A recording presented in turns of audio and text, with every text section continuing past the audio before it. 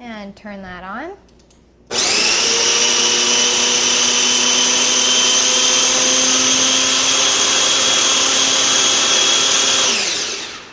May need to help it, ease it a little bit with a spoon, which is fine. But everything's about to get nicely blended when we add the olive oil.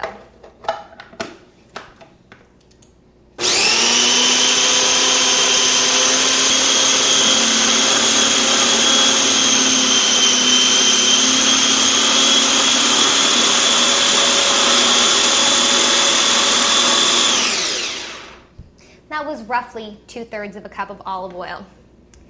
And that is it for the pesto sauce. You've got the smell of the cheese, you've got these pine nuts to make it really creamy, and of course the wonderful flavor from the garlic, and this is ready to go on the other pizza.